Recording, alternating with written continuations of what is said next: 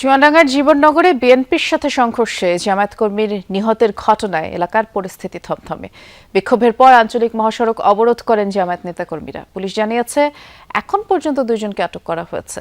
এদিকে নিজ গ্রামে দাফন করা হয়েছে হাফিজুরকে। সংঘর্ষে আহত বাঁকা ইউনিয়ন জামায়াত আমির মফিজুর রহমান এখনও শঙ্কামুক্ত নন বলে জানানো হয়েছে।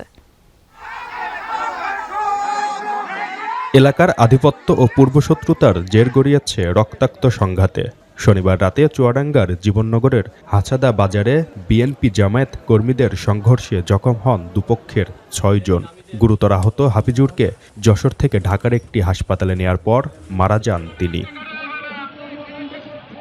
নিহতের খবরে জীবননগরে তাৎক্ষণিক বিক্ষোভ মিছিল করেন জামায়াত নেতাকর্মীরা। টায়ার জ্বালিয়ে অবরোধ করেন আঞ্চলিক মহাসড়ক। জড়িতদের দ্রুত আইনের আওতায় আনার দাবি জানান তারা। ইফতার কিনতে যখন আসে ওই ভাস্তেদেরকে এরা মারধর করেছিল। পরে এই হাফিজুর ভাই আর মফিজুর ভাই এরা এসেছিল আসলে কি ঘটনা জানতে, যে কেন গায়ে হাত তুলেছে। এক পর্যায়ে হাফিজুরকে আলাদা মেরেছে, মফিজুরকে আলাদা মেরেছে। বিএনপি নেতা কর্মীদের দ্বারা নৃশংস হত্যাকাণ্ড ঘটেছে।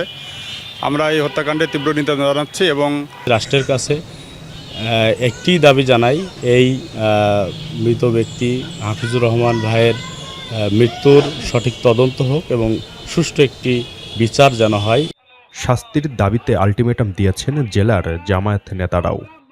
রাজনীতিতে প্রতিযোগিতা থাকবে, কিন্তু রাজনীতিতে প্রতিহিংসা আমরা কোনো অবস্থায় মেনে নিতে চাই না।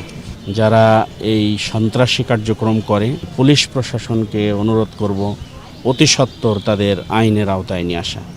বিএনপির দাবি আগে হামলা চালিয়েছে জামায়াত, পরে তাদেরকে গণপিটুনি দেয় স্থানীয়রা। গণপিটুনি খেয়ে তারা পালিয়ে আসে। পালিয়ে আসার এক পর্যায়ে তারা হাসপাতালে আসে। হাসপাতালে চিকিৎসা নেওয়ার সময় তাদের মধ্য থেকে একজন মারা যায়। এর দায়ভার সম্পূর্ণ জামাত ইসলামের। পুলিশ জানায় এখনো পর্যন্ত বিএনপির 2 কর্মীকে আটক করা হয়েছে। এলাকায় মোতায়েন রয়েছে অতিরিক্ত পুলিশ। এলাকার আইন শৃঙ্খলা স্বাভাবিক রয়েছে। আমরা অপরাধী যেই হোক তাকে ধরার জন্য অভিযান অব্যাহত রেখেছি। আমরা আশা করছি অতি দ্রুত আমরা এই যে অপরাধ সংগঠন করেছে তাকে আমরা গ্রেপ্তার করতে সক্ষম হব। এরই মধ্যে নিজ গ্রামে দাফন করা হয় জামায়াত কর্মী হাফিজুর রহমানকে। জিসান আহমেদ, যমুনা নিউজ, চুয়াডাঙ্গা।